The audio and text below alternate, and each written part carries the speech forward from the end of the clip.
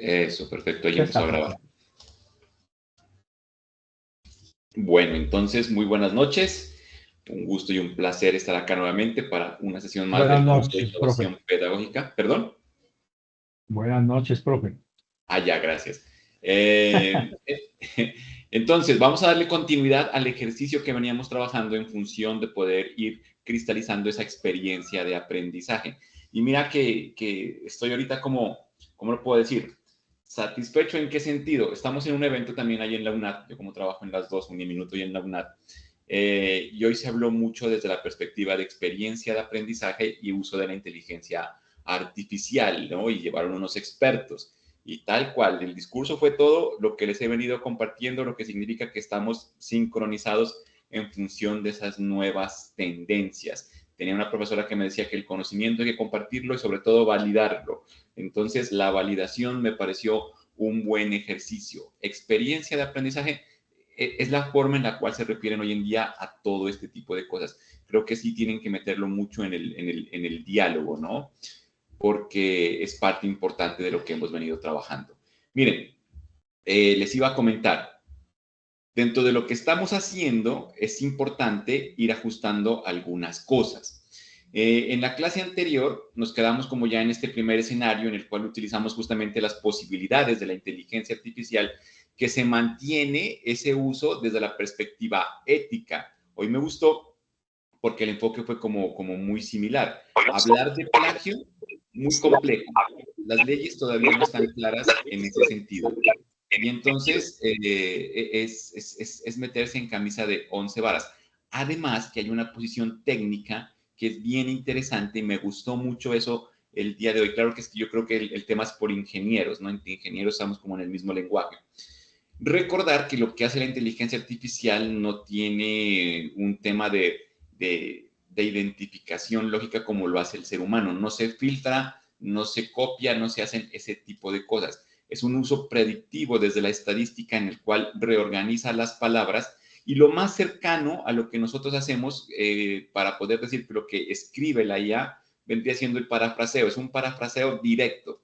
Entonces, complejo identificar el tema del plagio, pero sí el tema ético viene muy fuerte y es a lo que se le está apostando, bajo las mismas premisas. Gobierno de los datos, siempre nosotros dueños de la información con la cual se está trabajando la IA, para reducir sesgos también de paso, validación humana, le dijeron, ¿no? Yo pongo gobierno humano, lo había escuchado, pero validación humana también entra. Que todo, absolutamente todo tiene que ser supervisado y controlado por un ser humano que genere esa parte de la responsabilidad en la coautoría, bueno, ni siquiera coautoría, sino en la curación del contenido y que ese es el rol principal hoy en día de los profesores o de los profesionales que están trabajando de la mano de la inteligencia artificial, reconociendo que ya es una tecnología que transforma los paradigmas y que actualmente tiene todo el respaldo y no va a quedar. O sea, básicamente reemplazó a Google. Eso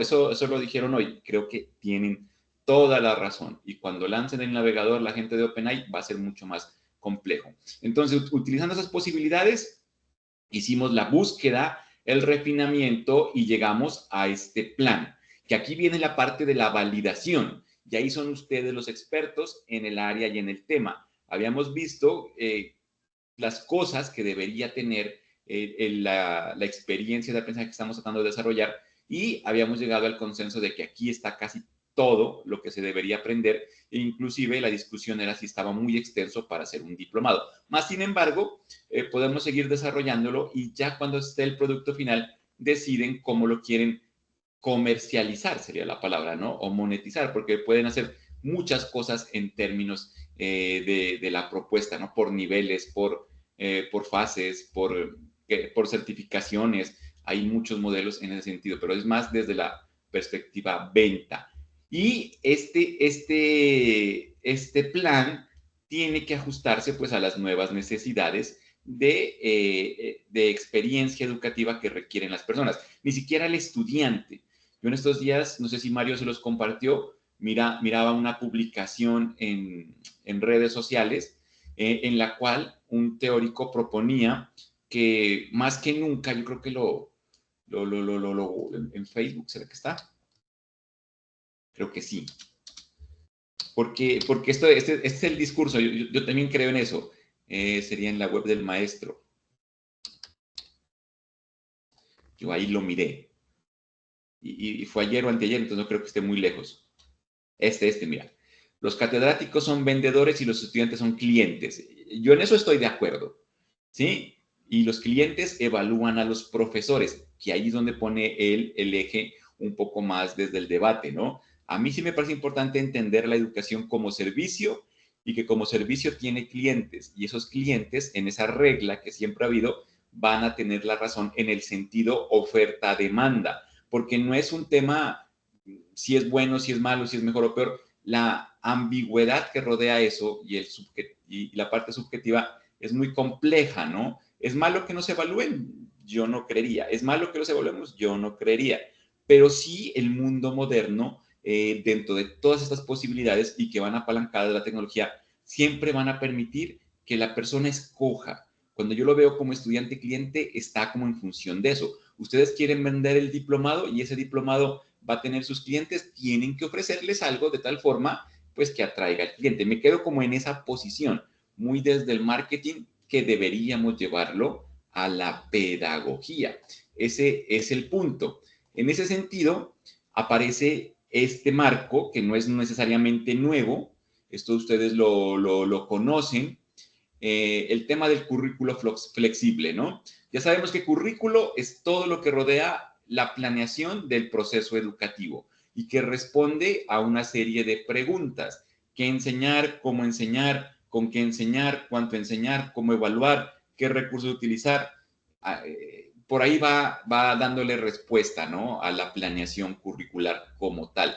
Los jesuitas suelen tener una definición que me parece interesante. Lo que pasa es que yo trabajé mis primeras experiencias fueron con los jesuitas y forman mucho desde una visión pedagógica propia que tienen, ¿no? Ellos decían, currículo es todo lo que intencionalmente enseña.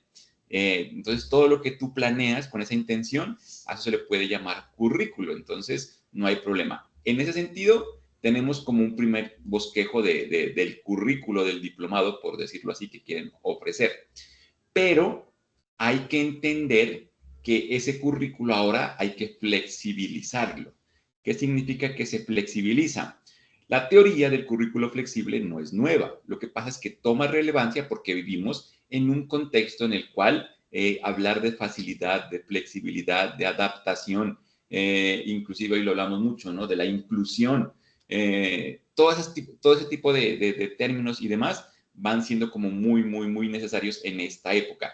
Y allí es donde aplica justamente la teoría del currículo flexible, que dice que se deben mantener los propósitos generales de formación. O sea, en ningún punto se cambian las cosas que se quieren lograr. Es decir, yo planeé estos 4 módulos, esos 4 módulos se van a desarrollar, pero la forma en la cual se desarrollan, esa es la que hay que adaptarla a las necesidades. Entonces, esas necesidades significan que hay que priorizar el proceso de enseñanza, o sea, lo que nosotros vamos a generar como ente formador en función del aprendizaje del estudiante. Es necesario pensar cómo le va a quedar más sencillo, más fácil y más óptimo el aprendizaje a mi estudiante, que eso es lo que dice la pedagogía. Entonces, el currículo flexible es como más pedagógico, por así decirlo. Y en ese sentido, hay que entender que lo que ha cambiado es el contexto. El contexto que tenemos en la actualidad es obviamente mucho más tecnológico. Esta figura me gusta mucho por eso. Aquí tenemos el escritorio de un profesional de los años 80, 90 más o menos, podría llegar a ser, en el cual se necesitaban una serie de aparatos, ¿no? Para poder hacer las tareas del día a día, hasta el famoso cronograma, la impresora, el fax, por ejemplo. Esta es una herramienta interesante. No, ustedes se han de haber alcanzado a vivir la época del fax, ¿no? Me imagino que sí. Me imagino que por ahí les alcanzó a tocar, ¿no? O, por ejemplo, otro que es como más reliquia, el escáner, la impresora que venía con escáner, que hoy en día sería como raro, ¿no? Los escáneres con el celular. Entonces se necesitaban una serie de artefactos. Hoy en día todo ha sido reemplazado justamente por las famosas TIC, las tecnologías de la información y comunicación, pero en el entorno digital. Para todo esto que estaba por acá, hoy en día existe una aplicación. Lo que les digo, ¿quieren escanear? Una aplicación, CamScanner, con el mismo Google Drive se puede, ya no necesitas escanear, por ese sentido. El fax, pues ¿para qué un fax? Si yo ahora puedo mandar correos o puedo mandar mensajes por WhatsApp, cambian las percepciones, ¿no? El horario, pues ahí tengo a los asistentes para poder trabajar la parte de la agenda, ¿no? Que también vienen con estos servicios, o en el mismo WhatsApp, hoy hay la posibilidad de integrar plataformas de inteligencia artificial a la cual le mandas el mensaje y él te organiza, ¿no? No sé si conocen ese tipo de plataformas o si utilizan. Por ejemplo, a mí me gusta mucho Dolaes, que es lo que creo que le cambiaron el nombre.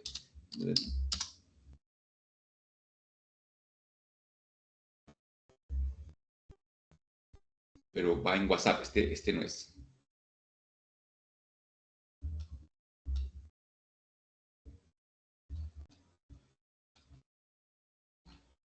Es que yo me acuerdo que le cambiaron el nombre. Tokis, que se llama ahora.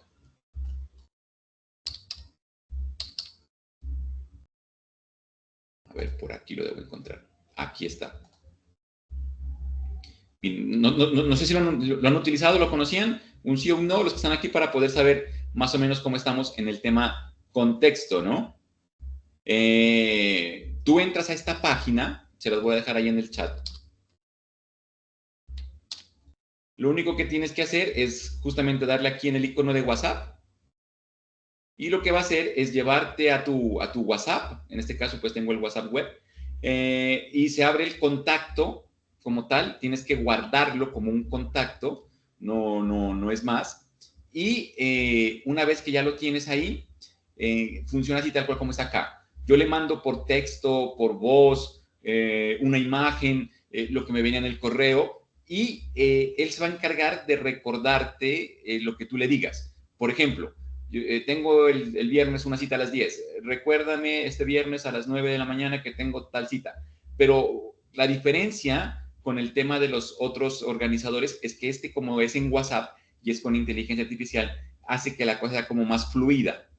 Porque, por ejemplo, Calendar de Google me hace lo mismo, pero tengo que entrar al correo o tengo que tener el correo. No, aquí te va a llegar un mensaje de WhatsApp, como que estuvieras hablando con alguien, como que un familiar te recordara algún tipo de cosa, ¿no? Yo lo utilizo, por ejemplo, para mí, por eso, para el tema de las pastillas o ese tipo de circunstancias. Y lo más interesante es la forma en la cual tú te relacionas con él, que ahí es donde está como la perspectiva de la inteligencia artificial, el famoso PNL, ¿no? El lenguaje natural. Entonces, se vuelve una herramienta bien interesante que va como programando ese tipo de cosas.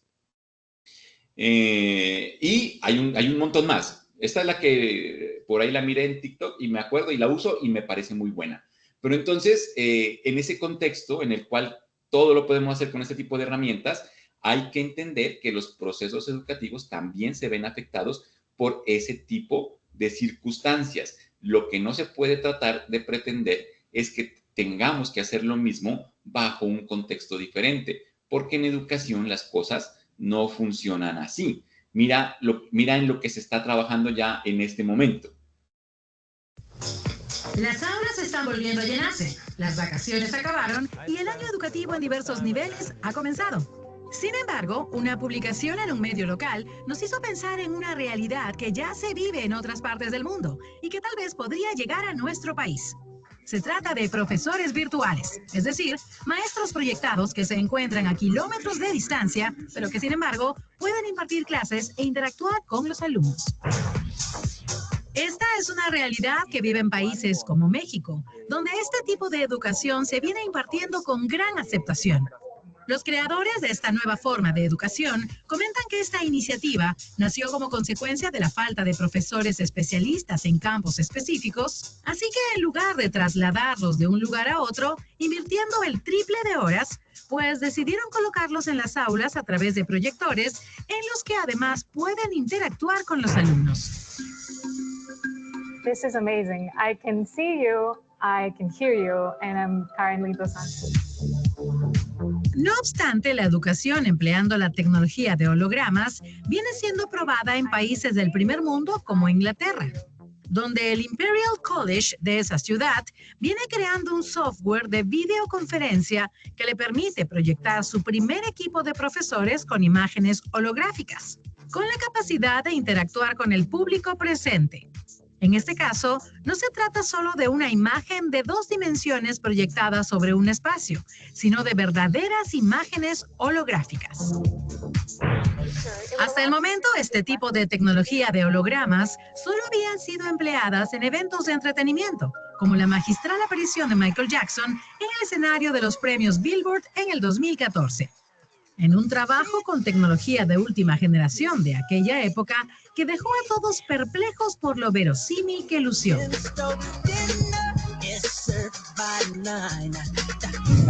Similares presentaciones se han dado a través del tiempo con impresionantes resultados. Sin duda, uno de los personajes más comentados en este sentido ha sido el de Hatsume Miku. Una verdadera revolución en cuanto a personajes creados bajo un software. Por si fuera poco, para este año ya ha sido anunciada la gira empleando esta misma tecnología de la desaparecida Amy Winehouse. La tecnología de los hologramas es una realidad que ya se viene empleando en diversos campos.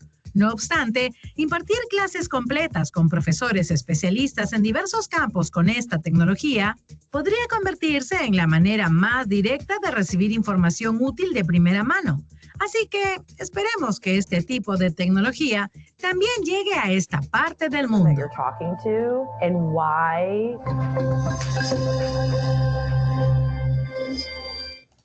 Ahí la pregunta, la de siempre. ¿Habían visto el video o sabían de este tema de los profesores holograma? Es como el dato puntual para justamente entender el contexto, que es una parte clave en cualquier proceso de educación. Porque la otra pregunta es, ¿de qué año creen que es? Esto es antes de la pandemia, ¿no? Es como también del 2017, 2018. Entonces, pónganle cuidado porque la evolución que ha tenido este tipo de tecnología, pues es bastante grande. Por eso es que hoy en día hablamos de las realidades virtuales o de los mundos virtuales, de la realidad aumentada y etcétera, etcétera. En su momento el problema era como el acceso. Por eso hablaba ahí como de universidades como de alto perfil en cuanto a inversión, me atrevería a decir, pero no se olviden que hace como 2 años, un poquito más, no recuerdo la fecha, pero sí fue ya en los 2020 y tantos, Microsoft lanzó este Microsoft Mesh, es que se llama, ¿no? Que es como la plataforma de Teams, pero todo se hace a través de realidad aumentada. A ver si consigo un video o algo. Entonces la gente se reúne así con sus avatar y tiene como ese tipo de experiencia inmersiva, que es el famoso metaverso que estaba promoviendo también Meta y demás, ¿no? Entonces tú tienes este software que fácilmente lo tienes en tu computador y puedes participar de este tipo de cosas. O también, dependiendo, pues, hasta qué punto le hagan como la inversión, también se podría que dentro de la mesa, porque tienen la otra, ¿no? El Surface, es que se llama, una mesa interactiva que viene con Microsoft. Desde ahí también puede salir justamente el holograma y demás. Mira, aquí este video es el que lo muestra en mejor medida. Que lo había visto. Del 2021, imagínate. Is a spark that gives our lives meaning. It drives us to seek out others who feel the same way.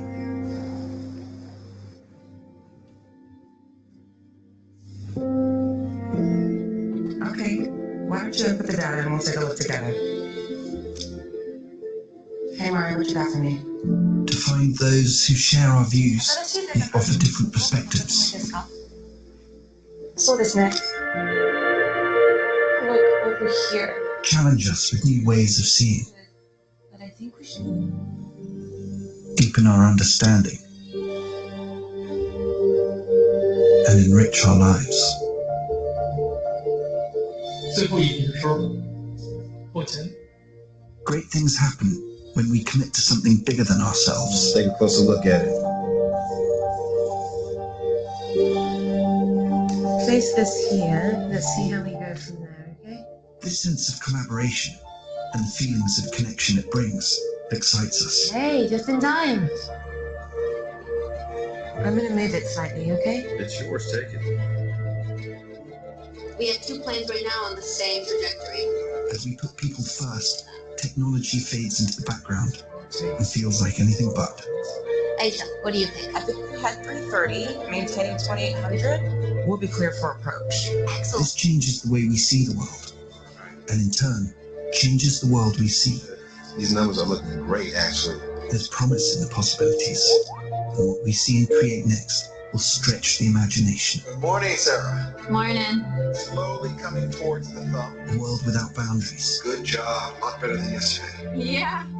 Excellent. Slowly bring A world where technology enhances, not limits, humanity.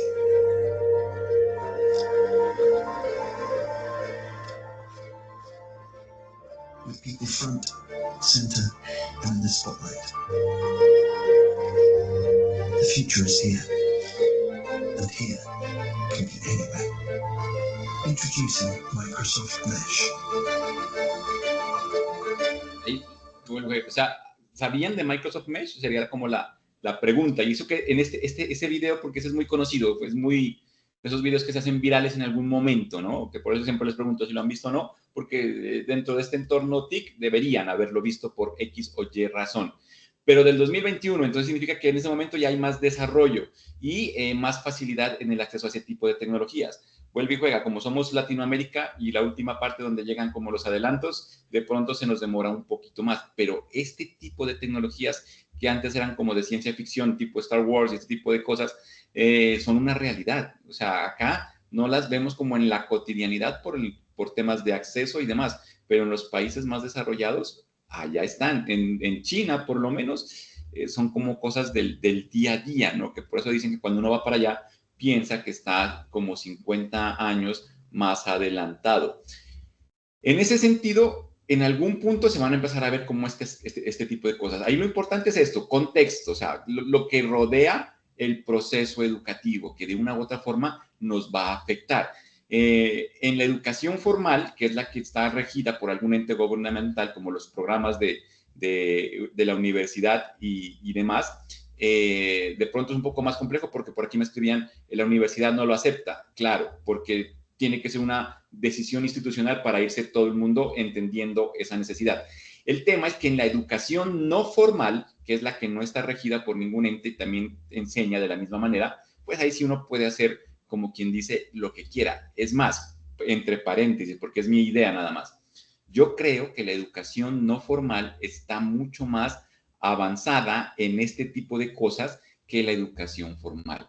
Porque la educación formal, que depende de muchas cosas, y a veces es muy rígida y muy propia de lo tradicional, le cuesta un poco más el pensar en otro tipo de escenarios. Mientras que la educación no formal, cuando me refiero a educación no formal, me refiero a plataformas, ¿no? Como Platzi o Creana o la misma ¿cómo se llama? La Fundación Telefónica, que ellos viven pues justamente de lo que van como cobrando. Entonces, como ahí está más cercano el tema justamente marketing que les decía, entonces acá pues van en función del cliente. Todos los cursos de esta gente es videos, ¿no? Porque saben que eso es justamente, es como tener un TikTok, pero de algo que sí realmente aporta, por decirlo de alguna manera.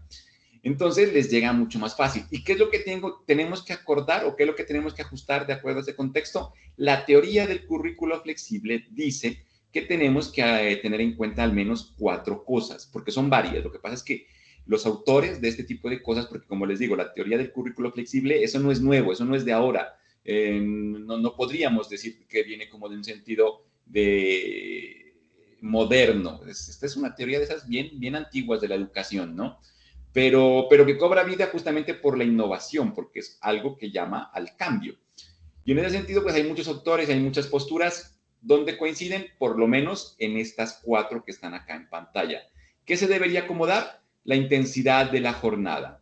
Eso significa que tenemos que tener en cuenta que cada vez los tiempos son más cortos, pero no necesariamente horario. O sea, no es que antes era de 7 a 10 y ahora hay que bajarlo de 7 a 8. No necesariamente así, sino que hay que entender que el proceso tiene que ser como más puntual. Eso significa que hay que apuntarle de forma mucho más concreta a la competencia, hay que saber definir qué es lo que necesita aprender, establecer qué tiempo se requiere para eso y qué entregas va a hacer el estudiante para evidenciar que está alcanzando su competencia. En ese sentido, el mundo de ahora es un mundo que es más sintético, mucho más puntual. No significa que se corten las cosas, sino que vas más al grano. Y la tecnología sí tiene mucho que ver con eso, ¿no? Que por eso hoy en día los videos no son tan extensos o las lecturas no son tan extensas. Ahí hay sus críticos porque todo tiene sus pros y sus contras, ¿no? Que dicen que ahora vivimos en una sociedad líquida porque todo se quiere como minimizar al punto más exacto. Pero volviendo a la premisa, porque la discusión es válida. O sea, vivimos en una época en la cual la gente no es capaz de leerse 2 hojas porque me lo podían plantear y estoy seguro que van a encontrar elementos para argumentarlo y está bien. Pero vuelvo a la premisa que les comentaba acá. El estudiante es quien elige y es quien evalúa. Y entonces, si le ofrecen una experiencia, que voy a decirlo así, de calidad, entendiendo que la calidad es más, complicar más, ponerle más extensión a una experiencia en la que igualmente aprende, pero le ponen un proceso que sea como más puntual, más sencillo, va a escoger lo más puntual y más sencillo. Y eso es algo que tenemos que tener en cuenta, porque de nada sirve un programa educativo sin estudiantes. A la larga viene siendo esa como la reflexión final, ¿no? Usted puede decir todo lo que quiera, pero sin estudiantes, porque el estudiante elige, no hay nada que hacer. Y ahí es donde está el punto. Tenemos que aprender a ser más concretos y más sintéticos, porque la sociedad actual es así, muy al grano, muy puntual. Cuando se requiere una información de gran tamaño, volumen o que requiera algún tipo de problemas, pues para eso están las TIC. No necesito que se aprendan todo el libro de memoria, sino cómo eso se aplica, cómo eso va, cuál es la idea principal, inclusive darle la idea principal, porque funciona así el mundo moderno si yo quiero entrar en esa flexibilidad.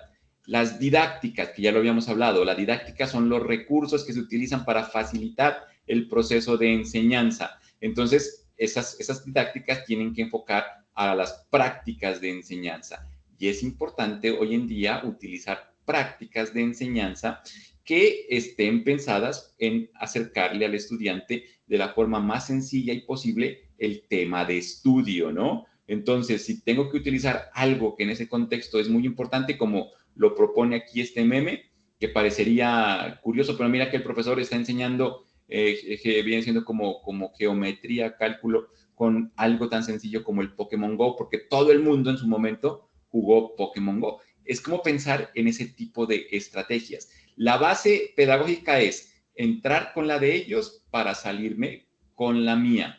Hay que aprender a reconocer cuál es la de ellos, porque ahí es donde van cambiando los tiempos, los gustos y las personas y el tema cultural, ¿no? En su momento, hasta con reggaetón me tocó dar clase alguna vez, que por eso todavía tengo ciertos vestigios, ¿no? Bueno, voy a contar la experiencia completa. Profesor de colegio era en ese momento, de 10º y 11, y en 10º mirábamos multimedia. Yo tenía que enseñarles a editar video y editar audio. Y entonces para editar audio se utilizan unos programas que si tú lo pones así, pues tiene sus elementos como complejos, ¿no? Técnicamente no tanto, porque esos muchachos pues son muy dados a este tipo de cosas. Había que ponerle un poquito más de motivación. Entonces me acuerdo que me inventé la estrategia de ser DJ y los ponía por ahí. Mira, si tú quieres ser DJ y quisieras cambiar de canciones y armar las cortinas y pasar de una al otro en la transición, entonces este programa te permite aquí hacer tal cosa. Lo único que había que hacer para que ellos se motiven era dejarlos que escojan la música ellos y ponerles una actividad. Por ejemplo, yo les decía, una mezcla de al menos 5 canciones en 3 minutos. Las canciones que ustedes quieran, listo. Ellos se ponían a esa tarea. Tanto así que me costaba sacarlos del aula porque se comprometían mucho. Además, pues estoy hablando como por allá entre el 2010, 2009, en la época en la que el MP3 era como una herramienta muy importante y lo exportaban, lo ponían en sus MP3 y me acuerdo que se intercambiaban entre ellos y demás. Lo que logré fue que técnicamente muy buenos, Luego tocaba buscarles, era el propósito, ¿no? Pero se lograba el término justamente del propósito de formación, la competencia como tal. Ya el sentido y el uso crítico habría que depender de otro tipo de instancias. Me acuerdo que me uní con una profe de castellano para presentar algunas obras y cosas así por el estilo, ¿no? Cuando tenían sus obras de teatro y demás, a mí me daba gusto por lo menos ver que ellos mismos se encargaban de organizar sus mosaicos y todo, porque ya tenían el conocimiento. Digo, bueno, ahí por lo menos se ve una competencia. La didáctica en ese sentido flexible es, vea, entienda qué es lo que le gusta para que por ahí puedas ir sacando provecho. Pero eso es muy cambiante, ¿no? Entonces hay que estar muy pendiente de lo que va pasando en el contexto como tal.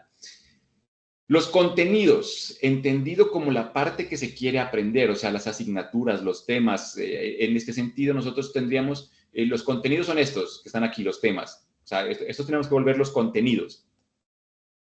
¿Correcto? Entonces, esos contenidos, pues hay que irlos diseñando acorde a las nuevas posibilidades que nos ofrecen las TIC. En su momento los contenidos estaban en libros, luego pasaron a entornos digitales como la Encarta, hoy en día están en la nube a través de Internet y las posibilidades. Es más, puede ser que en algún momento llegue a que no se requiera tanto entregar un contenido demasiado extenso, porque para eso está, por ejemplo, la inteligencia artificial y demás. O, como están probando este tema del, ¿cómo se llama ese chip? El Neuralink.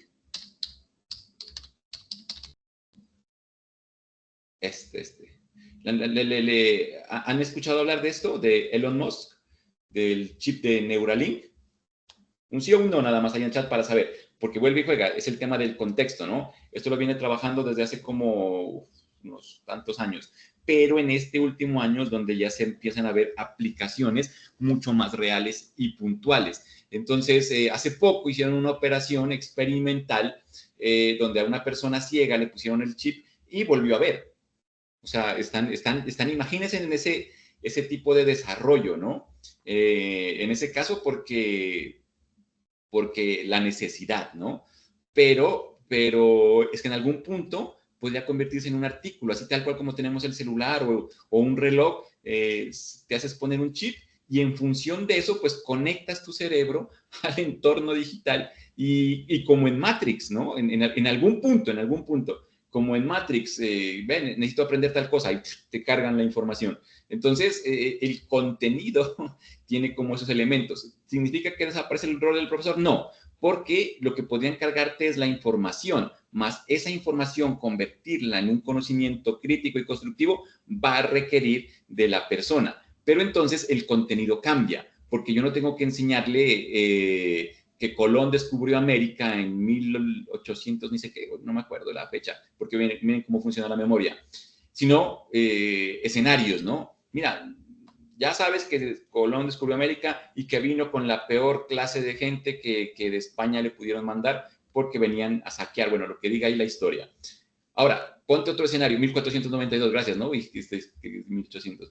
¿Qué hubiera pasado si hubiesen llegado los ingleses y no hubiésemos sido colonia española, sino los ingleses? Muy seguramente tendríamos otro tipo de cultura y otro tipo de circunstancias.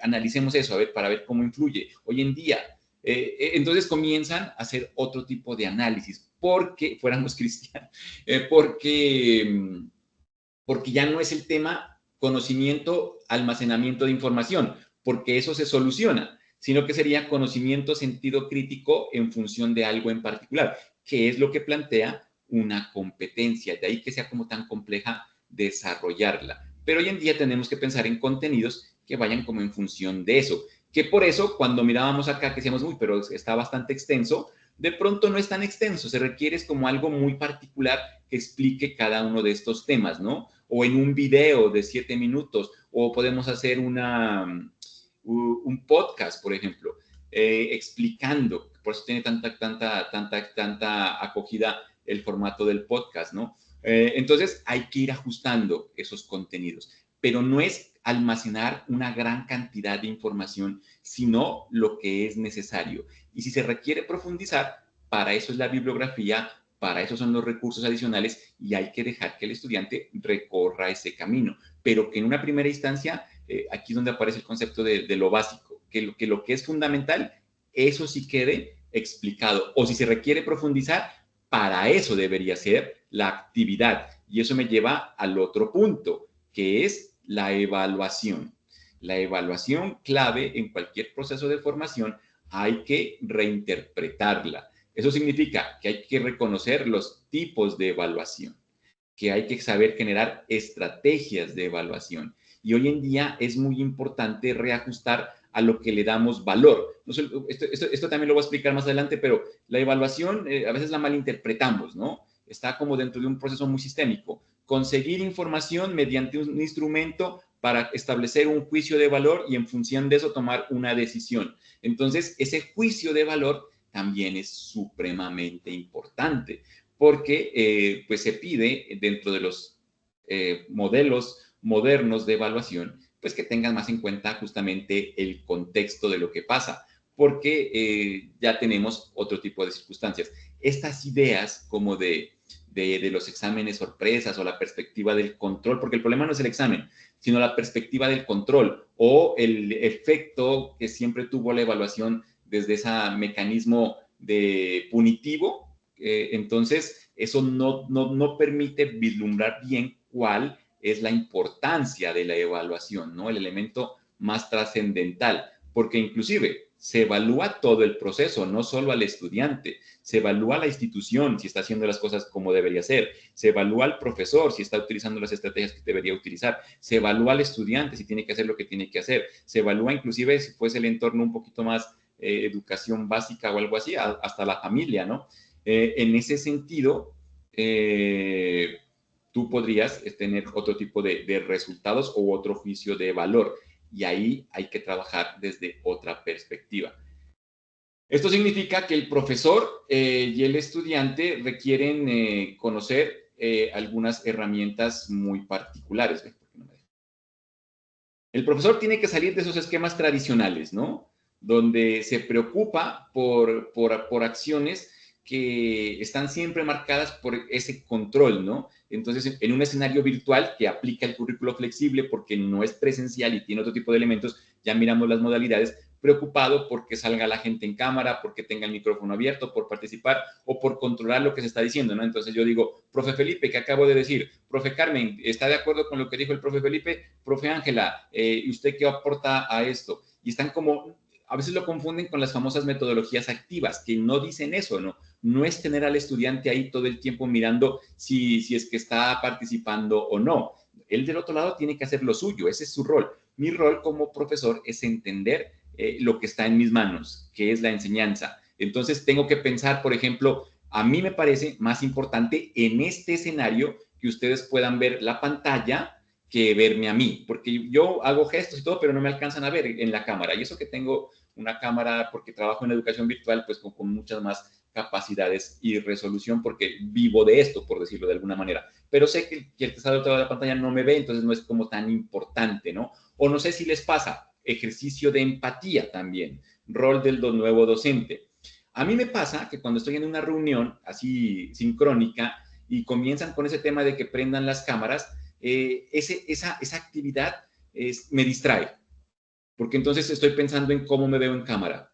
Y entonces como que sonrío o no sonrío, me siento o no me siento, me tomo la mano o no me tomo la mano. Y en lugar de facilitarme la concentración, me desconcentra, me pone como que en otra actividad. Entonces, por ejemplo, pasan ese tipo de cosas. Y hoy en día, como estamos dentro de estos entornos, por eso es que hay gente que a veces no pone su foto, sino que pone el avatar. Es para entender justamente cómo funcionan estas interacciones. Yo creo que esa es la mejor palabra en esta parte del profesor.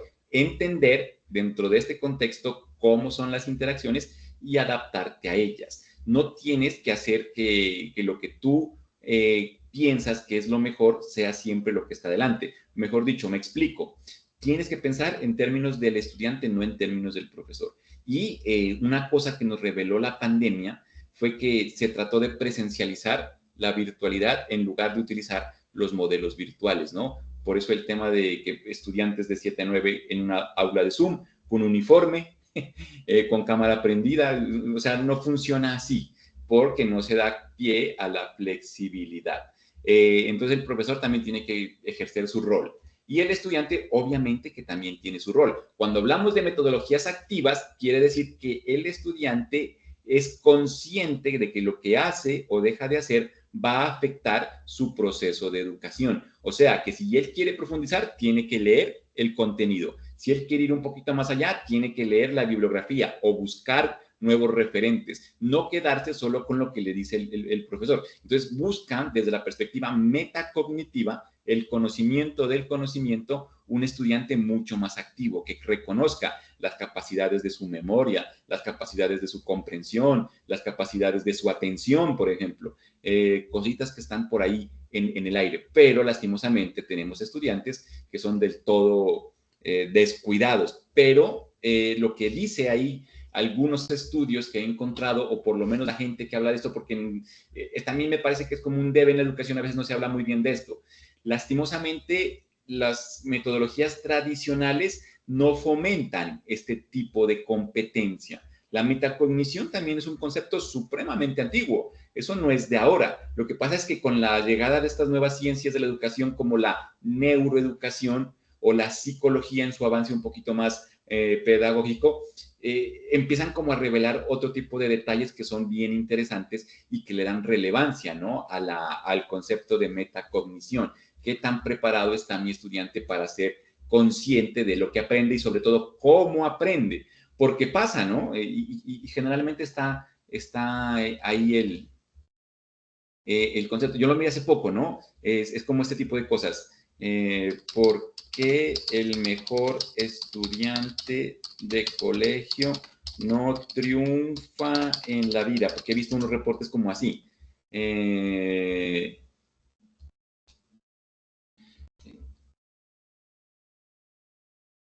Este está, del 2013. Yo lo miré hace poquito, salió un reportaje por ahí en redes, ¿no? Justamente eso, los mejores estudiantes casi nunca triunfan en la vida. Era como un análisis en ese sentido, o por lo menos cuando llegara el tema de las pruebas del ICFES. Vuelve y juega. Yo alcancé a ser profesor de colegio casi como 8 años, ¿no? Entonces uno vive ese tipo de etapas y lo reconoce. Yo tuve estudiantes muy buenos que en el ICFES les iba muy mal, pero es porque tienen cierto tipo de circunstancias. O se confunde que el estudiante bueno es el número uno, o sea, tiene un buen comportamiento, tiene una buena dinámica dentro de lo que es el proceso educativo, pero eso no significa que esté desarrollando aprendizaje, sino que más bien lo que ha aprendido es a obedecer las órdenes. Es como, por eso dicen que el colegio es como el ejército o como una cárcel, donde obedeces órdenes y el que mejor las obedece, pues va como resaltando. Y hay una serie de artículos que van en ese, yo creo que semana, pero sí miré este tipo de análisis, ¿no? Que hacen. Entonces, el mejor estudiante generalmente en ese tipo de orden básico o secundario opta más por tema disciplinar, por obedecer órdenes, por lo que dice el profesor, por sentarse de primero. Y eso no es consecuente con la idea de aprender. Debería serlo, ¿no? Pero no siempre está como en temas de aprendizaje, o por lo menos no desarrolla pensamiento crítico propio de la metacognición, o también suelen tener dificultades en la parte de las relaciones sociales. Y entonces, por eso es que después en el trabajo, donde tienen que ya desenvolverse en función de algo que es como un poquito más sentido de criterio personal, ¿cómo se llama la palabra que se me fue? La tenía ahorita y se me escapó. Pues que tengan como un poquito más de iniciativa, esa es la palabra. Entonces les cuesta. ¿Por qué? Porque su formación fue seguir órdenes. Y cuando no tiene que seguir órdenes, sino que tiene que proponer, ahí es donde le cuesta. Y eso es lo que dicen en los estudios, que pues no siempre el mejor estudiante termina siendo esa persona exitosa. Y que por lo contrario, a veces hay gente que uno dice, le fue muy mal en tema de tal cosa, pero como tiene más ese sentido crítico de preguntar justamente, de no tragar entero y de buscar cosas, suele tener mejores resultados, ¿no? Es un tema, como digo, proporcional. Hay estudios, no me lo estoy inventando, es para entender ese sentido, ¿no? Hoy en día pues tenemos otros problemas, porque con las nuevas contextos y demás, entonces, y mira que eso también se habló. Sí, sí, profe, lo que dice el profe Víctor. O sea, hoy en día los jóvenes, el tema del éxito, tomémoslo por ahí, es una percepción diferente, porque eso salió también como debate hace unos cuantos años. ¿Qué significa ser exitoso el día de hoy? ¿Tener una carrera, tener una profesión o tener dinero? El problema es que justamente desde el factor social, no se olviden, por eso digo que el capitalismo es el cáncer del mundo, el que tiene dinero se lo ve como lo más, ¿no? Y cómo lo consiguió, a veces no es como el tema a discutir, sino que tenga dinero y así se mueve el mundo. No debería ser, pero así es. Y entonces, si consigo alguna forma de tener ese dinero, pues digamos que podría estar lleno de éxito. A nosotros, de otras generaciones, en otras épocas, nos formaron bajo otras perspectivas. Por ejemplo, este sí lo han escuchado, ¿no? Generaciones. Yo lo tengo en otra presentación, lo voy a tener que pasar para acá. Aquí. Se toma como generación a un grupo poblacional cuyas características de formación, no se olviden que la formación tiene que ver con la cultura, principios, valores, están rodeados por una época contextual muy puntual y sus intereses o sus comportamientos están marcados por esa era, por ese contexto, porque no es un tema como bueno o malo, sino que justamente hemos vivido diferentes épocas y relaciones en cuanto al desarrollo de la humanidad. Actualmente se reconocen a estas generaciones, vienen siendo como 7, miren. La generación silenciosa, los más abuelitos, que más o menos, si mal no me falla ahí la memoria, lo que pasa es esto sí lo tengo yo como más organizado en otra presentación. Lo voy a pasar a la presentación que les estoy haciendo. Estamos hablando como de gente mayor de 85 años, más o menos, de 85 años para allá, que son muy poquitos. Pero todavía viven, ¿no? Y es gente que tuvo cosas muy particulares que enfrentar. Se le llama generación silenciosa y lo peor es que les aplica de dos formas. Generación silenciosa porque en su momento de la niñez, el niño callado, no podía hacer berrinches, no podía opinar, no podía llevarle la contraria al papá. Lo que el papá o mamá le decían, eso es, ¿no? Se calla, come, usted va a ser médico, usted va a hacer tal cosa, se casa con este señor y punto. O sea, no tenían como derecho a una voz y voto, por decirlo de alguna manera. Por eso se le llama la generación silenciosa, porque era la obediencia, o sea, su característica, la obediencia, ¿no? Entonces, imagínate educar a ese tipo de cosas, de lo que estamos hablando. Pues era gente que, claro, el profesor le decía algo, pues calladitos, no pasaba absolutamente nada.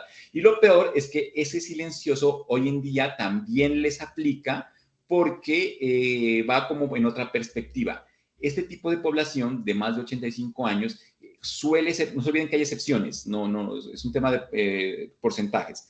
En un porcentaje mayoritario es la gente que ya no llegó a la tecnología, son los famosos análogos, o sea, nada digital. Yo voy a poner ahí el ejemplo de mi abuelita está por cumplir 100 años el próximo año. Si yo quiero hablar con ella, me toca llamar a un tío que vive con ella para que me la pase, porque el celular, cómo funciona y demás, sabe que es un celular, pero por ejemplo, un grupo de WhatsApp o algo así, no. Entonces, silenciosa en ese sentido, que no pueden como que participar de los entornos comunicativos del contexto moderno. Por eso también les sigue aplicando el tema silencioso. De niños no podían hablar y ahora no pueden, o sea, literalmente en el sentido técnico.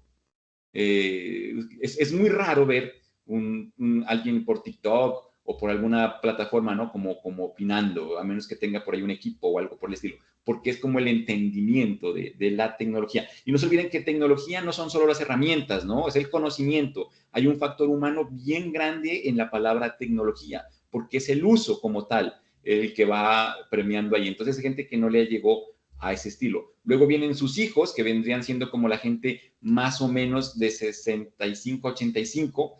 Lo que pasa es que esto también tiene muchos autores, esto de lo generacional. Y entonces algunos autores hablan de periodos de 15 años o de 20 años entre generación y generación. Lo que se ha comprobado en esta última parte es que los periodos generacionales cada vez van siendo más cortos. Por ejemplo, entre la generación silenciosa y los baby boomers, sí hay como 20 años, porque ese contexto llegó a ser como marcado, ¿no? O sea, se alcanzó a extender. Ahora que vivimos en un mundo tan cambiante, alguien que nació por ahí en el 2015 es muy diferente a alguien que nació después del 2022, post pandemia, bebé pandemia, tuvo otro tipo de circunstancias. Entonces los periodos como que se van acortando, ¿no? Sí hay diferencias marcadas en muy pocos años y eso afecta a todo. El marketing, por ejemplo, lo del marketing, pues imagínate, y en educación, pues mucho más. Entonces, los baby boomers, cuyo nombre es así porque es la explosión de bebés. Como esta generación silenciosa vivió estos grandes traumatismos de la Gran Depresión, de la Segunda Guerra Mundial, se vivió una especie de baja poblacional por todas las muertes que hubo por enfermedades, por suicidios, por la misma guerra. Y entonces la generación siguiente le tocó algo así como que repoblar. Y eran familias numerosas, por eso es que le dicen la explosión de bebés. Era como un mandato social, tener varios hijos. Ustedes tienen sus familias que son así, que son como seis tíos, 7, alguien alcanzó a tener como más. Era muy común, ¿no? Por lo menos 5, como familias de 5 hijos. Sí, en la familia papá, mamá son así, como de a 5 por cada lado. Que hoy es rarísimo, no quieren tener uno. Entonces, por eso son los baby boomers. Y esta gente que también mantiene cosas de la obediencia, ya por lo menos esta parte del conformismo ya no le entraron.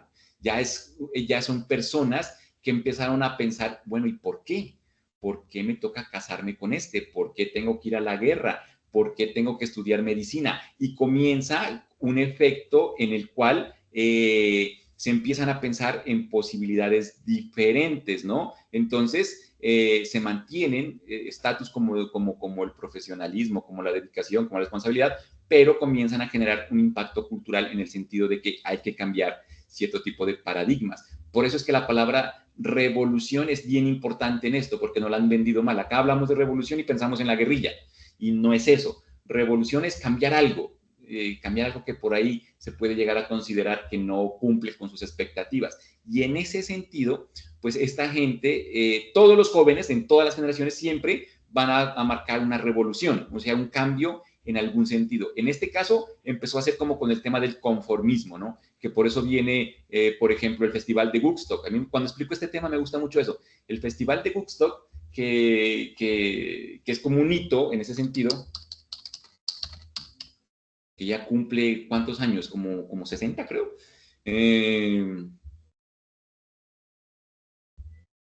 Cuando uno ve las imágenes del Festival de Woodstock, esto es igual a hoy en día, no sé, ¿cómo se llama esto? A un Tomorrowland o algo por el estilo, ¿no? Ese tipo de festivales. Entonces, simplemente lo que cambia es la música, los valores y otro tipo de principios, pero va como en el mismo sentido, no hay que verlo tan diferente. Y a veces dicen, no, es que los jóvenes de hoy, no, pues también hubo un momento en el que fui joven y marqué algún tipo de estilo. Ahí comienzan a darse algunos cambios. Luego vienen sus hijos, que son los de la generación X, que por ahí yo creo que ya alcanzamos a estar algunos, entre el 65 y el 81, es como la brecha, ¿no? Crecieron durante la Guerra Fría, la crisis energética y justamente testigos de como la aparición de nuevos fenómenos. Por ejemplo, en esta época de la generación X se da un hecho que es histórico, que es bien importante, es la caída del muro de Berlín. Que parece que no tuviera trascendencia, pero es supremamente importante, ¿no? Porque ese muro de Berlín, ¿ustedes se acuerdan? Eso es como de historia, ¿no? No me puedo meter tan allá porque no es el tema. El muro de Berlín representaba la represión, algo propio de la generación silenciosa, ¿no? Era como que no puedes opinar, como que no puedes hacer, y representaba todo eso que estas nuevas generaciones querían abolir. Entonces, cuando cae el muro de Berlín, es como que por fin se supera ese tipo de circunstancias. Las ideologías, yo me imagino por eso se refiere como al tema del capitalismo contra el socialismo, ¿no? Lo marcan en la historia. Pero para lo que a nosotros nos concierne es eso. El impacto simbólico de la caída del muro de Berlín es que como que cae el muro de Berlín y da origen a las libertades modernas. Porque, por ejemplo, hasta ese momento histórico, hablar de cosas como bueno, pongámosle muchas cosas, religión. Entonces, antes de la caída del muro de Berlín, solo había una religión. Habían otras, pero como que el catolicismo dominaba. Hoy en día hay religión de todo lo que quieras, porque se da como la apertura a pensar en otro tipo de cosas. No le digo que esté bien o mal, sino que simplemente es para entenderlo. El tema, por ejemplo, del matrimonio. Antes el matrimonio era para toda la vida. Aparece la idea del divorcio y se consolida como tal. El feminismo. La mujer antes de ese tipo de cosas ni votaba. Sí, estaba pensada para otro tipo de cosas. Comienzan a aparecer otras ideas y las mujeres van a las instituciones educativas, comienzan a ocupar roles importantes. Entonces se da una serie de circunstancias. Por ejemplo, también el tema del género, hablámoslo así, o sea, no es que no existieran antes, y la historia lo revela mucho, la homosexualidad y este tipo de cosas. Lo que pasa es que era como más reprimido, tal cual, ¿no? Al mismo Alan Turing, padre de la informática, lo castraron por ser homosexual y por eso se suicidó con la famosa manzana con cianuro, que es el icono hoy en día de Apple. Entonces, no es que no existían, sino que cae el muro de Berlín y como que se le da apertura y hoy en día es normal, ¿no? Inclusive tienen festivales y un montón de cosas, la LGTBI, inclusive se están yendo para el otro lado. O sea, demasiado, ¿no? Demasiada inclusión. Pues por lo menos eso se pone ahí como en teoría, pero es como para entender justamente eso.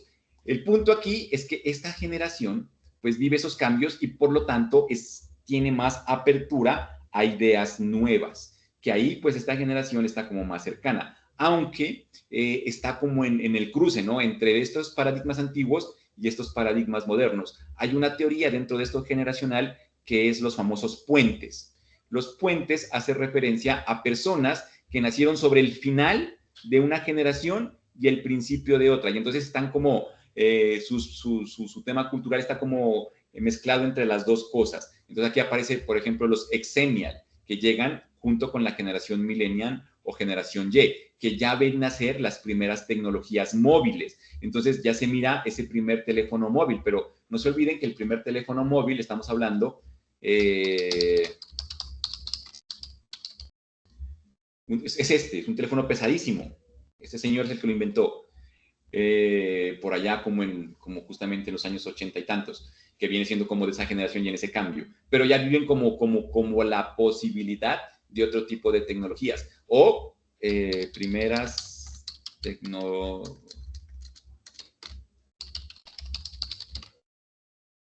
móviles. Aquí aparece, por ejemplo, no, pero me está tomando mal, ¿se acuerdan del Discman, del Walkman? Entonces ya es como la idea de yo irme llevando algo tecnológico conmigo. Yo me imagino que ustedes sí tuvieron, ¿no? En su momento era pues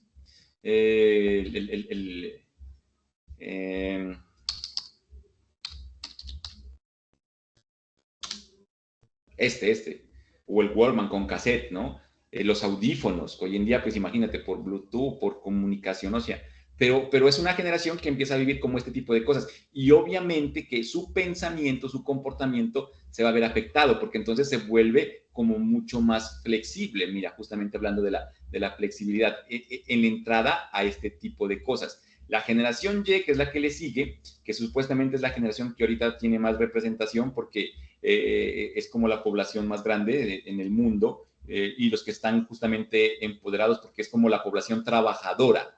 Estamos hablando de gente entre los 28 y un poquito menos entre 28 y 38, más o menos. Entonces es como la mayoría de la gente que trabaja, el sector productivo, por decirlo así. Entonces esta es gente que ya creció en la era digital, donde ya había internet, donde ya había computadores. De pronto no todo el internet como tenemos hoy en día, pero ya unos primeros instancias, las redes sociales, alcanzan a verlas, los dispositivos móviles, y entonces están mucho más cercanos a este tipo de circunstancias. Luego viene la generación Z, los famosos centennials, que vendrían siendo los entre 20 y 28 le ponen, ¿no? Porque los periodos van como más cortos, que tienen otro tipo de intereses, ya son nativos digitales completamente, porque ya nacieron con las tecnologías más desarrolladas, un internet ya de banda ancha, que es normal tenerlo en la casa, con Wi-Fi, con redes sociales, desde muy pequeños, con su perfil de Facebook. Que este tipo de gente, lo que tú me decías por aquí, profe Víctor, ¿no? Que ya piensa en ser youtuber, que ya piensa en ser influencer, porque por ahí podría ser exitoso, o que por lo menos ve en ese camino algo que sea como más interesante para ellos, que ahí hay que entender a qué le llamamos éxito, ¿no? Luego está la generación alfa, pero yo creo que esta les va a llegar después a ustedes, porque son más jóvenes todavía. Estamos hablando de gente como entre los 17 y le ponen más o menos, vendrían siendo como 10 años. Ya es una gente que pues nace en este siglo XXI, donde ya está mucho más avanzado. Aquí ya tenemos el tema de la realidad aumentada, de la realidad virtual, del metaverso, todas las posibilidades modernas. Y luego está la generación beta, que comienza en este año, así lo han puesto, que es la generación de la inteligencia artificial. No sabemos todavía qué va a pasar, ¿no? Pero esta gente pues ya nació con ChatGPT ahí debajo del brazo. Entonces, imagínate, dicen los expertos en más puntual, pues que estas últimas generaciones, la Z, la alfa y la beta, que son nativos digitales, pero en su máximo esplendor, porque acá también son nativos digitales. Aquí ya hay gente que también es nativa digital, o sea, que entendió el mundo de la tecnología, pero estos ya lo viven desde una perspectiva mucho más real, porque es desde que nacieron. Entonces, para ellos es normal que el conocimiento venga de Google, que venga de ChatGPT, porque no vivieron otro tipo de épocas donde tocaba ir a la biblioteca y demás, y su pensamiento no se va a regresar para allá, se va a ir de aquí para adelante. Entonces, tuvieron que aprender de la tecnología sin mayor acompañamiento, que ese es como el tema problemático, ¿no? Que al no haberles enseñado cómo se debería utilizar críticamente un dispositivo móvil, cómo debería haberse utilizado internet, cómo tendría el sentido crítico, entonces lo aprendieron por sí solos a las malas. Los últimos estudios dicen, la generación Z, que en algún momento los autores decían, esta generación Z ya la echamos a perder, dicen así los autores. Esta generación ya nació o ya tiene unos vicios desarrollados que son muy difíciles y que uno lo mira, ¿no? En el entorno normal. Es gente que desproporcionadamente pues no se les enseñó y no supieron manejar todo el tema de la conectividad y demás. Y que ya en este punto, como son jóvenes y este tipo de cosas, pues ya no hay forma de cambiar. Es como el famoso refrán de que árbol tocido ya quedó. Entonces dicen, es la generación que se echó a perder, que ya no se puede hacer nada. Hay que trabajar sobre la generación alfa y sobre la generación beta. Entonces la formación de competencias digitales se vuelve algo importante, la alfabetización informacional, el tema socioemocional, y entonces comienzan como a pensar en ese tipo de cosas y vienen algunas iniciativas pensadas en esa circunstancia. Y les decía, un último estudio revelaba que esta generación Z, los mayorcitos de la generación Z, gente entre 28 y tantos años, comienzan como a darse cuenta de todo lo mal que hicieron por no utilizar bien estas posibilidades del mundo digital y comienzan a generar un cierto tipo de conciencia que les ha permitido ahora en su etapa más madura como empezar a hacer cierto tipo de cambios, ¿no? Entonces lo que me escribías ahí, que un estudiante de cuarto semestre que piensa es normal, pero es muy posible que cuando acabe la carrera y demás y vea cómo es en realidad el mundo, pueda llegar a cambiar la percepción. De ahí la importancia como de entender todas estas cosas y acompañarlo desde la mejor forma posible. Como no hay una estrategia puntual o un listado que les pueda compartir, la perspectiva siempre va a ser la misma. Tener un poquito más de empatía en el sentido del conocimiento de lo que pasa en el contexto para que ustedes puedan acompañar de la mejor forma posible acorde a este contexto tan cambiante. Sí, es como un tema de mente abierta porque el problema, y por eso el sistema generacional es muy importante, yo no puedo educar a esta gente con estrategias que eran propias de estas generaciones, porque sus comportamientos, sus necesidades, sus expectativas no son las mismas. Ustedes que viven en el marketing, y por aquí me lo escribía el marketing, la segmentación, que es como lo más complejo que hay, ¿no? En el sentido de estandarizar cierto tipo de perfiles y mirar comportamientos y demás y tendencias, que inclusive es lo que se le critica a las redes sociales, pero pues por ahí es donde más venden. También aplica para la educación, ¿no? Habría que ver cómo es que esta gente aprende. Por eso el tema de las necesidades y expectativas de la educación del siglo XXI. Pero la educación del siglo XXI está pensada para estas personas, no para las de acá. Entonces, ahí se requiere justamente el currículo flexible, pero el estudiante tiene que tener. Eso significa que si yo tengo que adaptar mis estrategias, tengo que adaptar mis estrategias. Por ejemplo, esta imagen, ¿no? Que por ahí también salió como en redes. Les pidieron que hagan una bibliografía, esto es en Argentina, ¿no? Como que quién descubrió y todo el tiempo. Y el niño lo que hizo fue ponerlo en un formato que para él era más conocido, como justamente redes sociales. Entonces, es como que estuviera el perfil, mira, José de San Martín, padre de la patria, libertador de América, trabaja en el ejército, estudió en la Real Seminario de Nobles, vive en Boulogne, ¿de dónde es? No alcanzo a leer, de Argentina, casado con María de los Remedios, amigos, Juanma Bejarano, Mirta Legrand, Simón Bolívar. Entonces, mira que cuando uno dice entrar con la de ellos para salirse con la de uno, simplemente es una biografía de este señor. Lo único que cambiaron fue el formato. Ahí se flexibilizó. Hizo la misma tarea, hizo el mismo proceso, aprendió lo mismo y de paso se divirtió porque pues fue como en su entorno. Entonces, la flexibilidad significa eso. Ábrete un poquito a otro tipo de posibilidades. Si hoy tendría que plantear que hagan un meme de lo que entendieron, ¿por qué no? Que hagan un video, ¿por qué no? Que hagan una historia estilo TikTok, ¿por qué no? Ahí toca ir llevando el tema de los contenidos. Por eso, en lo que nos toca seguir a nosotros, que vendría siendo la adecuación de esto, hay que pensarlo desde esa dimensión. Obviamente que de pronto el contexto por el cual está hecho este diplomado es como justamente generación millennial, ¿no? Me imagino que no necesariamente son niños, sino que es profesionales, ¿no? Yo creería que mayores de 25 le podríamos colocar como ahí, más o menos, o inclusive desde los 20, ¿no? Porque pudiesen ser estudiantes ahí de sus programas de pregrado. Entonces, vamos como en ese segmento, pero tenemos que acomodar las cosas en función de eso. Por eso era importante esta aclaración. Con eso en mente, entonces hagámosle alguito más a este plan.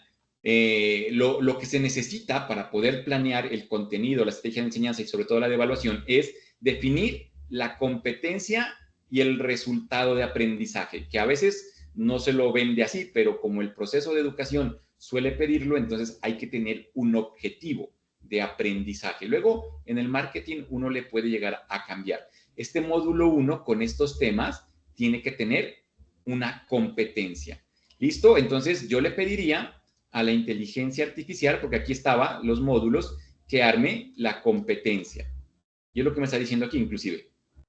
Mira, resultados de aprendizaje, competencias, tal cual.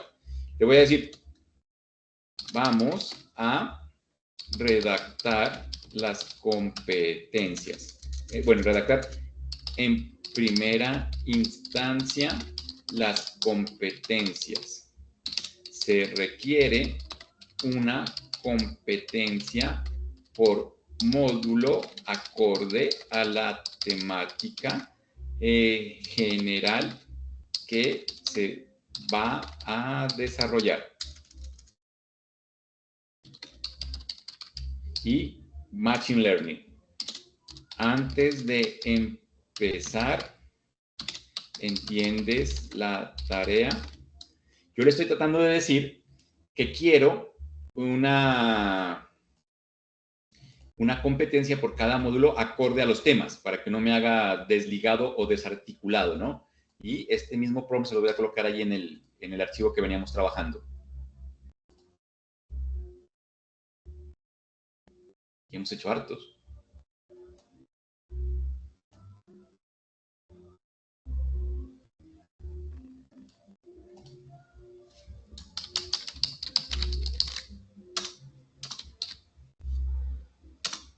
Yo necesito que me responda que sí.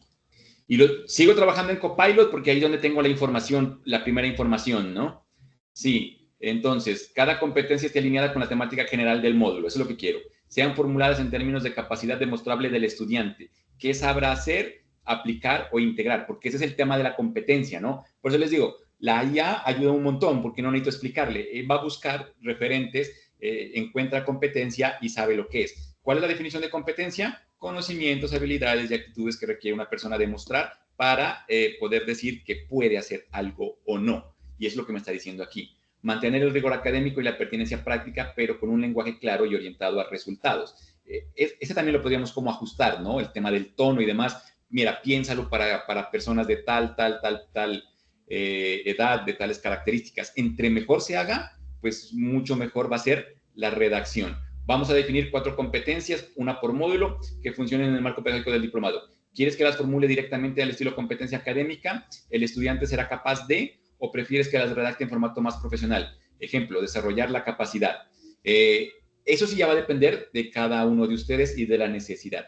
En ese punto no hay problema, porque es un tema de marketing, pero si el proceso fuera formal, sí tenemos que obedecer a la estructura de redacción que nos pide el ministerio, o si quieren mantener como esa parte institucional, que por lo general es así, entonces sí hay una forma de redactar.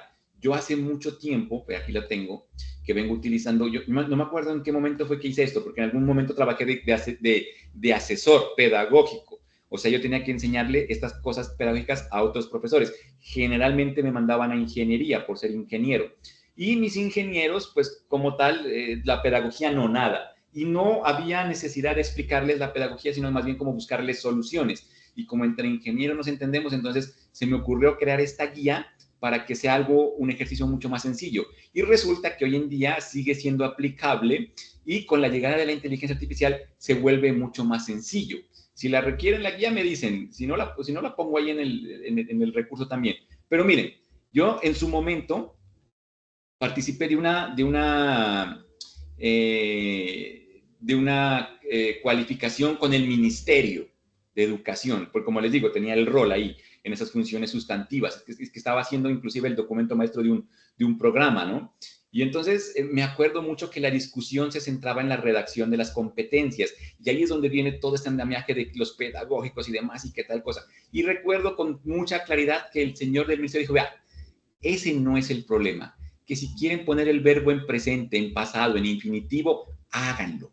A mí lo que me interesa es que cumplan con el criterio. Verbo, contenido, ya sea, no se olviden que el contenido es lo que se va a aprender, más la finalidad, el para qué se va a aprender.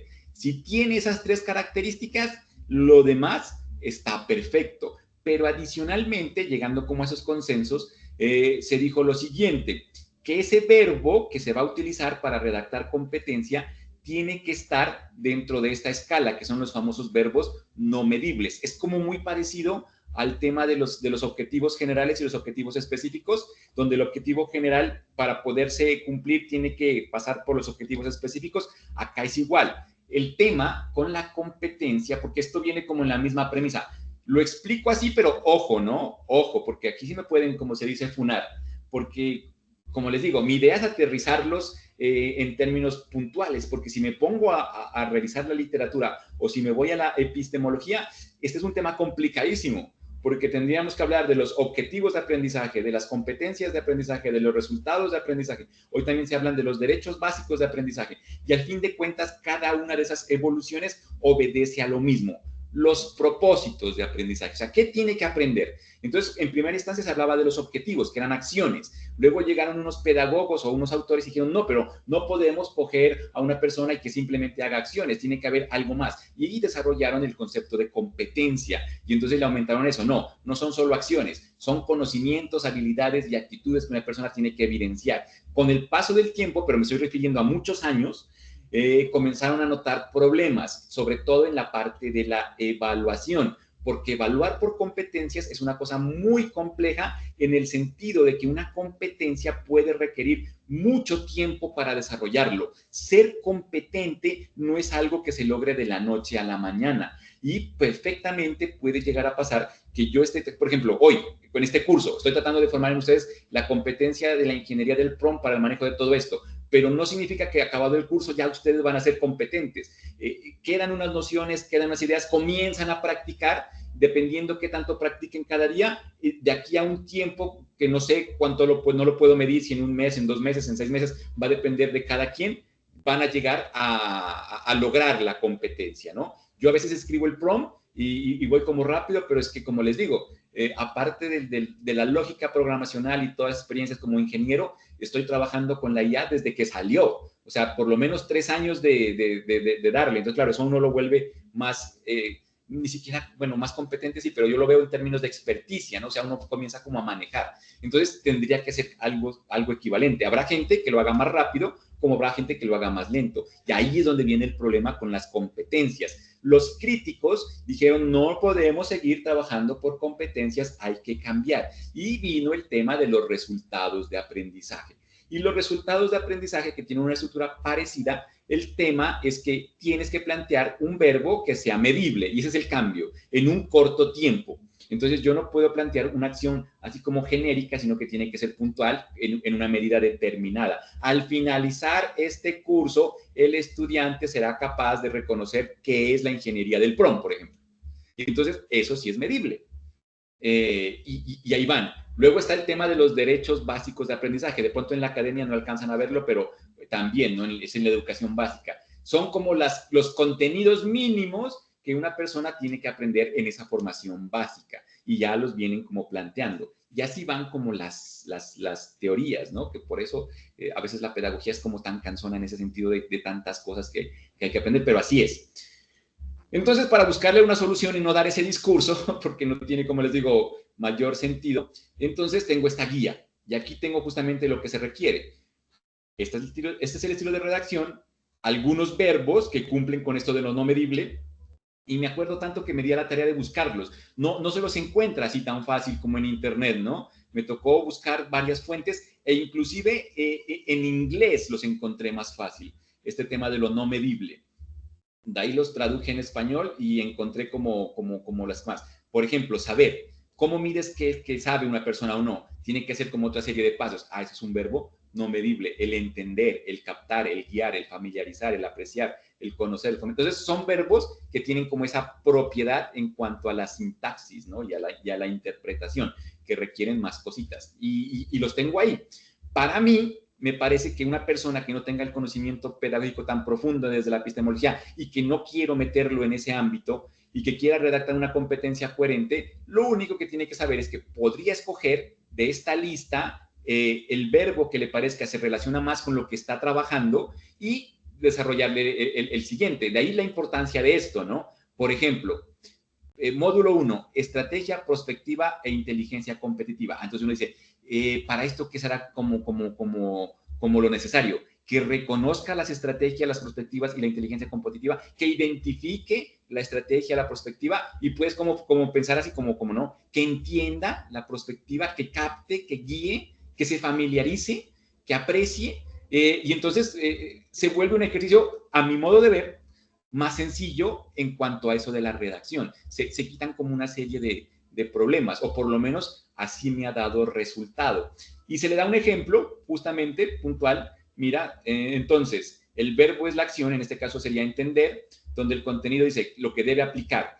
Entender las principales consecuencias sociales de la Segunda Guerra Mundial, que sería el contenido, van a hablar de la Segunda Guerra Mundial, y la finalidad, especificaciones o restricciones bajo las cuales se aplica la acción, mediante la comparación de distintos hechos históricos. Perfecto. Queda mi redacción, ¿no? Y eso viene sacado de un montón de libros.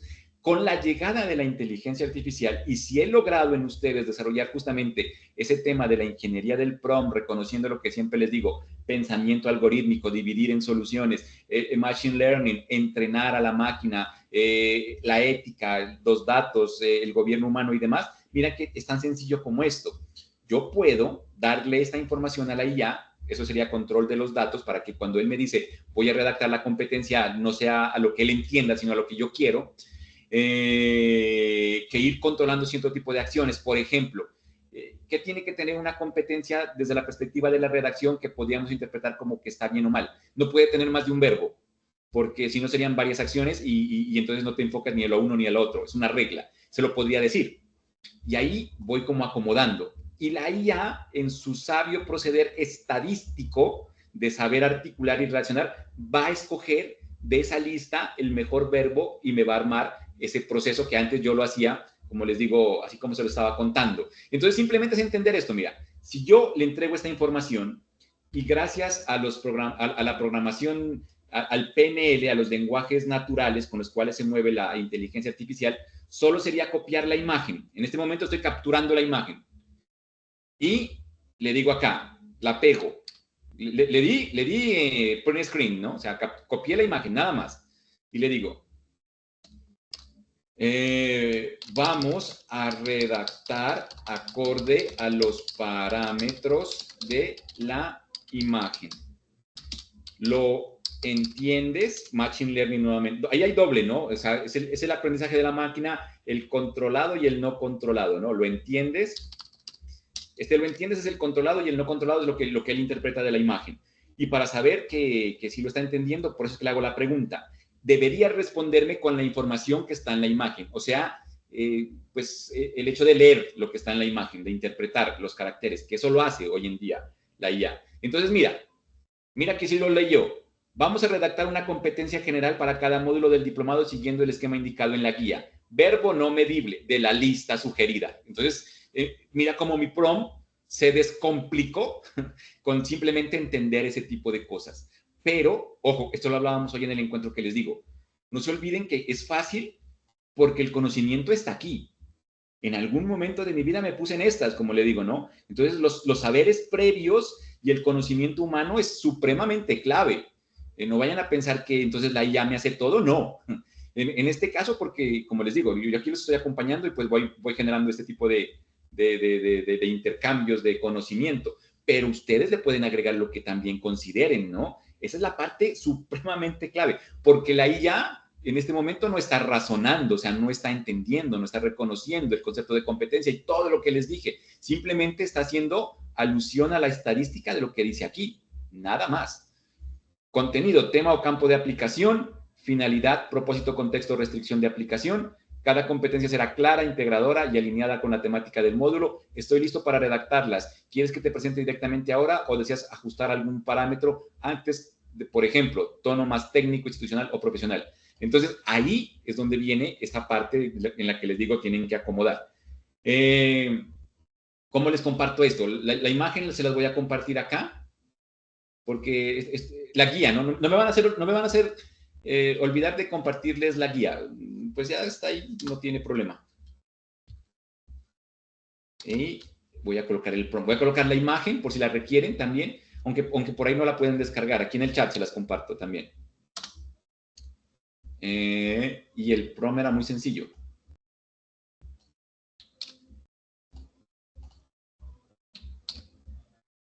¿Listo? Miren qué clave que es esta partecita. Y aquí sí ya se explayan. Entonces, redacta la competencia para el módulo 1. No le voy a decir que haga todas para poder controlar. No se olviden ética, el tema de las iteraciones. Porque si le digo, hágame las 4 y las 4 algo no queda bien, entonces es más difícil decirle corrige las 4 a hacer la primera, hacerle cualquier tipo de ajuste y que luego ese ajuste lo aplique a las demás. Pensamiento algorítmico. Redacta la competencia para el módulo 1 en un tono académico, pero con palabras orientadas desde el marketing hacia los participantes en un rango de edad de 20 años en adelante, donde el objetivo es facilitar la comprensión, podemos decir, facilitar la comprensión de lo que van a aprender en el módulo y manejar la motivación por su compromiso con el aprendizaje. Inclusive a mí me gusta arrancar, en este módulo vas a aprender, pero eso lo podemos colocar como en el formato final. Si ustedes quieren agregarle algo más, como les digo, es que yo a veces aquí, como voy en el tiempo, porque ya se me va cumpliendo el tiempo, no alcanzo como a pensar en más detalles, ¿no? Pero si ustedes ven por ahí algo, háganlo, porque esa es la parte en la cual justamente viene el aporte, ¿no? Y es como el tema. Voy a darle ahí para ver qué me entrega y de ahí vamos ajustando. Mira, comprender los fundamentos de la estrategia empresarial, la perspectiva organizacional y la inteligencia competitiva con el fin de identificar oportunidades de crecimiento y anticiparse a los cambios del entorno mediante herramientas que potencien la toma de decisiones en contextos dinámicos y altamente competitivos. Digamos que dentro de la redacción está muy bien. A mí lo que no me gusta es lo que les digo. Hay más de un verbo y está muy extenso. Además que hace muchas conexiones con la I. Pero no puedo decir que esté mal. Ese es un tema de preferencias. Eso también es importante entenderlo. Que a mí no me guste no significa que esté mal. Pero en este punto, como buscamos una versión mucho más del marketing, sí le voy a decir que tiene que hacer un ajuste. Bien. Pero antes de continuar, es necesario hacer algunos ajustes en la redacción. Primero, la competencia solo debe tener un verbo. Tú iniciaste con comprender y más adelante hablas de identificar. Tengo que decírselo así para que entiendan, ¿no? Cuál es el error, si no me quedas otra vez ahí como general.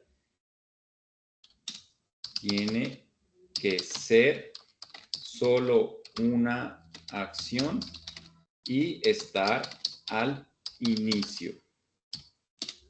Esto no se lo he podido decir, ¿no? Pero cuando uno requiere como otra acción, tiene que volverla sustantivo. Se lo voy a colocar, pero como les digo, como la IA no procesa, entonces no lo entienda. Si se requiere otra acción, lo mejor es volverlo sustantivo. Por ejemplo, en esta redacción debería ser identificando. Y ya con eso queda arreglado. Y espero que ahí como que lo comprenda. Pero mira cómo va de largo ese prompt. Bueno, no importa. Siguiente. Debe ser más concreto. No agrupes más de una idea. Por ejemplo. Pero como les digo, aquí sí es conocimiento. Por ejemplo, a mí no me gusta esta parte aquí. Que diga estrategia empresarial, la perspectiva organizacional y la inteligencia competitiva. Porque esto ya lo va a leer el estudiante cuando yo le presente la malla. Entonces no tiene sentido. Tiene que ser como más bien como un complemento. Y le voy a decir eso. Eso lo lee el estudiante en el título del módulo. Debemos ser más creativos.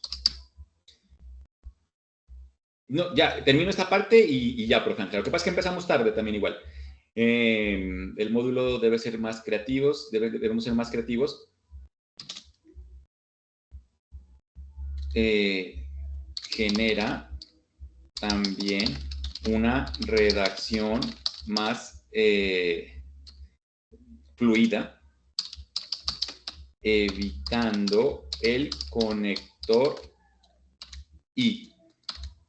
Porque no me gusta que ponga tanta sí.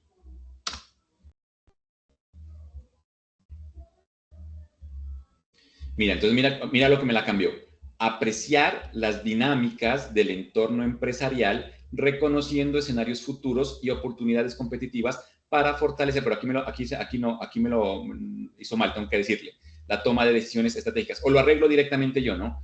Oportunidades competitivas, fortaleciendo la toma de decisiones estratégicas. Y ahí me queda una redacción de competencia mucho más acorde, ¿no? Como les digo, si lo dejo en manos de la IA, siempre va a cometer este tipo de errores, pero su ayuda sí es importante en el sentido de que me ayuda en esta parte creativa y los arreglos que tengo que hacer son mínimos. Por eso el tema de la supervisión humana. Dejémoslo hasta ahí y mañana continuamos entonces a las 7 para ya hacer todas las competencias y pasar al tema del contenido, ¿correcto? Hasta aquí, ¿alguna duda, inquietud? ¿Vamos bien? ¿Sí logré el propósito? No se olviden que esto es por todo lo anterior, ¿no? O sea, Sí. pensando en el Yo estudiante. hice unas preguntas, profe, y ¿En el chat? para que las lee mañana y las charlamos sobre la cuestión de la evaluación. ¿Y los resultados de aprendizaje no irían? ¿Solo competencias? Es que esa es una buena pregunta, ¿no? Entonces le digo, la competencia va en el módulo, que es como lo de a largo plazo, y el resultado de aprendizaje debería ir aquí en los temas.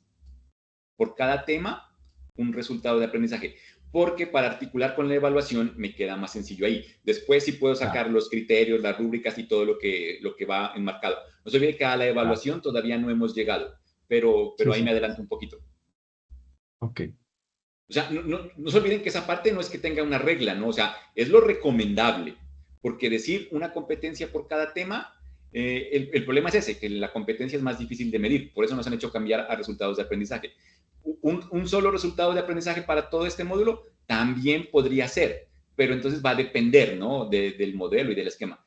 Lo que generalmente se hace es uno por cada tema, porque cada uno de estos temas se me va a volver un contenido, y ahí es donde tengo que interpretarlo. Mañana lo profundizamos. ¿Listo? Bueno, profe, entonces, ¿nos envía algo de lo que acabo de hacer o no? Mañana. Sí, ya lo compartí. ¿Ya? Aquí en el del prom, mira. En el del PRON. En el archivo que estamos trabajando para el... A ver, donde dice redactar la competencia para el módulo 1. Ajá. Ya. Ok, profe, gracias. Y pongámosle este último que... Este también está importante.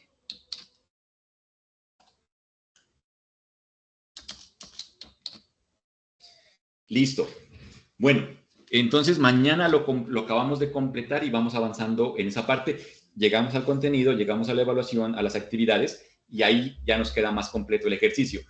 La idea también es, ojalá desde lo técnico crear un contenido, pues, o por lo menos unos bosquejos, porque como les digo, hay un tema de plataformas, dinero y demás, pues, y dentro de lo gratuito a veces es complejo, pero sí mostrarles por lo menos qué se puede hacer. Bueno, nada, me demoré mucho. Los veo mañana. Muchas A las 7. gracias, profe. Hasta mañana. Hasta mañana. Hasta mañana. Hasta mañana, que estén bien.